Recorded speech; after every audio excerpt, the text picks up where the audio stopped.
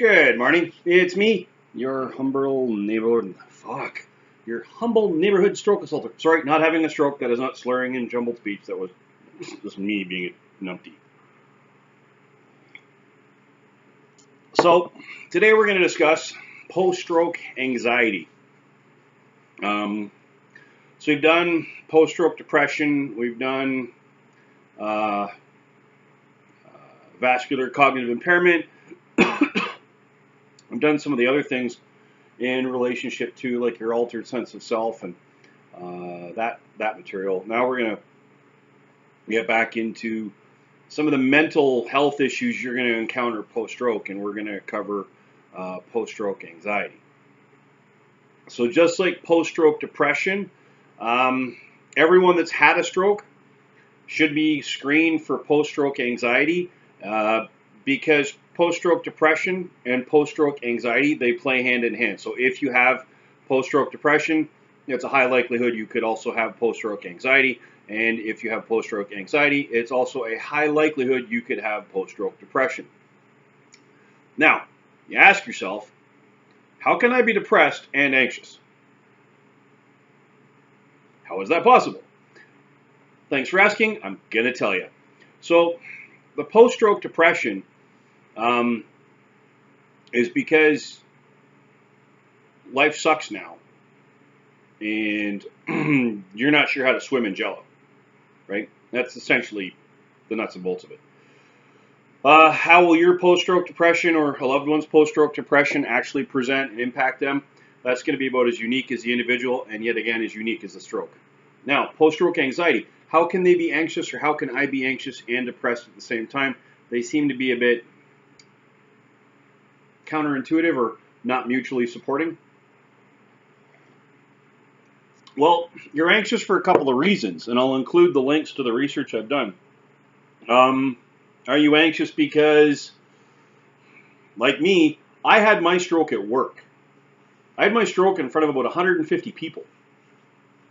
Had I done that at the mall in front of 150 people, I wouldn't care. I don't know these people. I had my stroke at work in front of 150 people. I'm very anxious to be perceived as the drooling, stuttering, quivering lump of goo on the floor. And that's where the perceptions will end.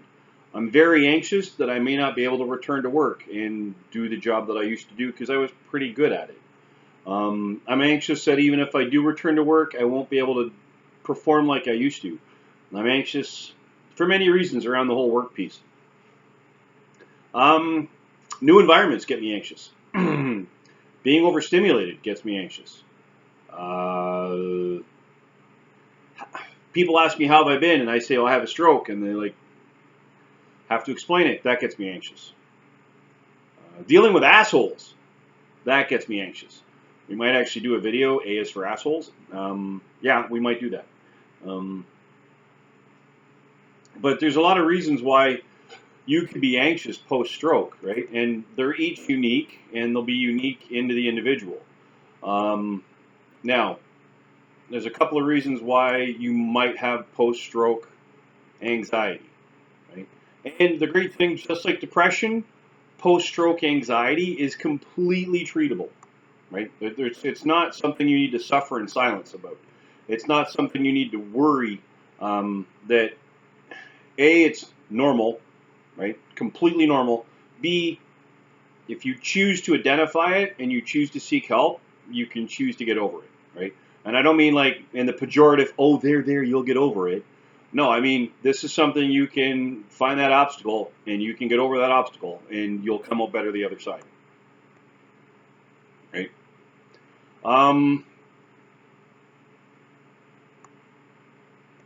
Let me just see here.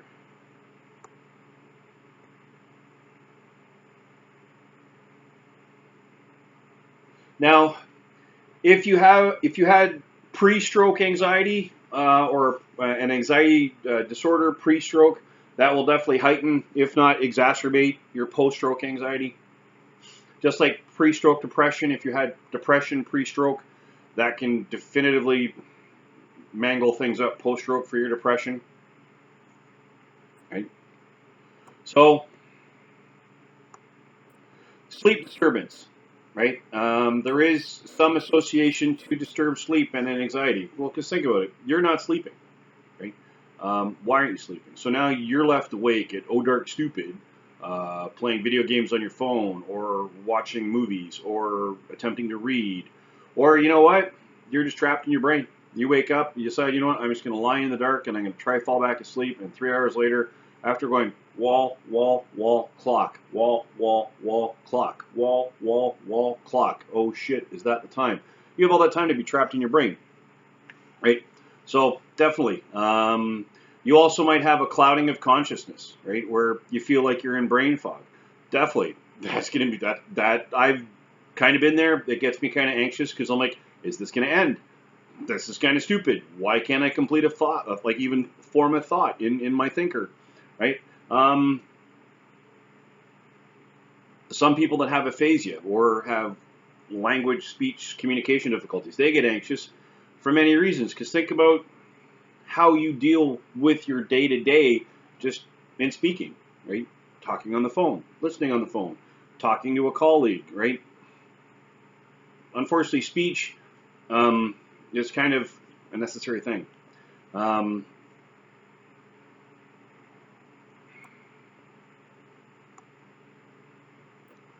There's other reasons why you might be anxious due to your stroke or situations that might cause anxiety, right?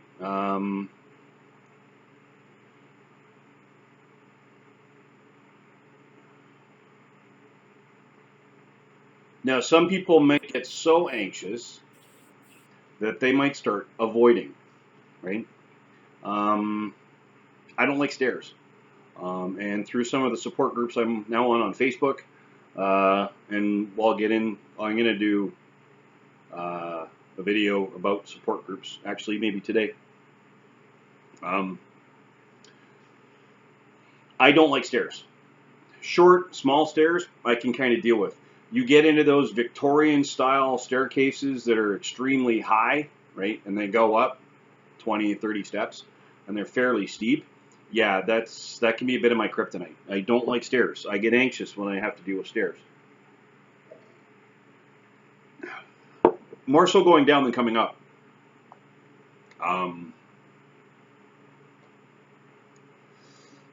So if I have to go upstairs, I'm kind of okay. Going downstairs, that can be a complete issue.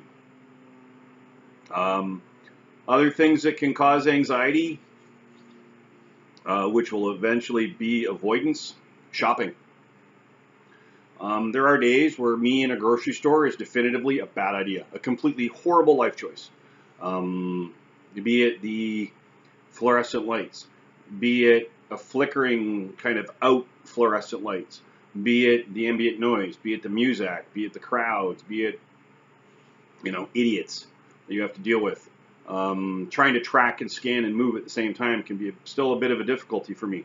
So I can understand people wanting to avoid going to crowded places and trying to not go to crowded places, right? Because you have to go to them because it's kind of a reality of the world, but you might want to start avoiding them because, well, fuck it. It's just easier to stay home and then have to deal with the bullshit and then get a wicked headache or have a panic attack and then come home and then the rest of that day is a write-off and part of the next day is a write-off. And, what do you do, right? You avoid the stress, have a better current quality of life, or do you attempt to suck it up and go into the stress and hope to God it doesn't ruin today and maybe part of tomorrow, right? Now also, you may be anxious because you have other health concerns, or you're concerned you might have another stroke. So either pre-stroke or because of the stroke, you might now have other health concerns. Be they recently identified or developed because of the stroke. So you might have been diabetic and might have not known it, and had your stroke. And because of the stroke, they determined you're diabetic. Well, now you're dealing post-stroke with the diabetes, right? I got the diabetes. And I found out I got the diabetes because of my stroke.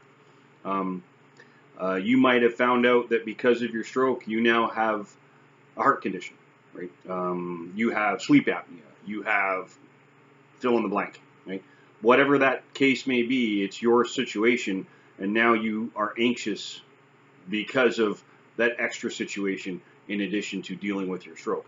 You might be anxious, because I'm pretty driven, I'm anxious about going back to work, right? And I need to get out of the house and feel useful again in an actual, not busy work, productive kind of way, right?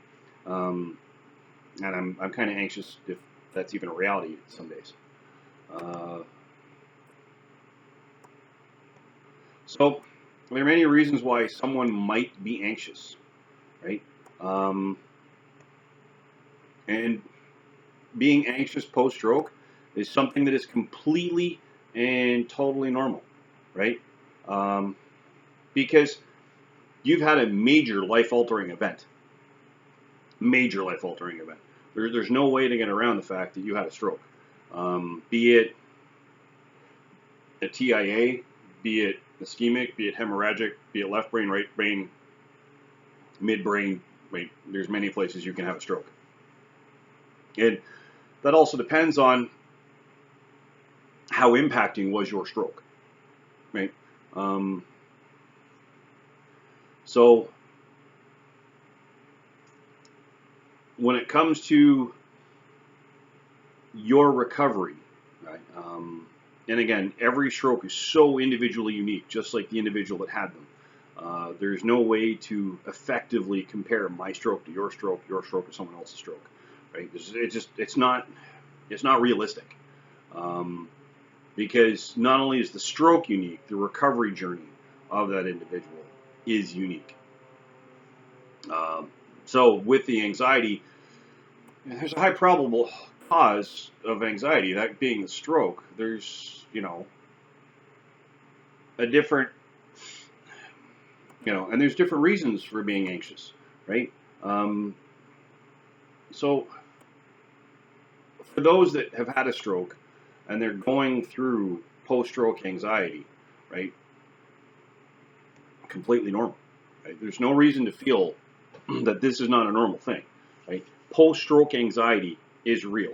And fortunately, if you choose to accept the fact that you have it, but also to accept the fact you're not going to do anything about it, post-stroke anxiety can now lead to bigger problems. So if you happen to be suffering through post-stroke anxiety, that could quickly lead to post-stroke depression, or just, another mental health issue, because you're choosing to avoid the world. And I suggest you don't do that. I also suggest, if you're suffering through post-stroke anxiety, you reach out to someone and you get help, right? Whatever that case may be. That may require you presenting yourself to a medical practitioner in an emergency room. That may be you going down to your family doctor or general practitioner.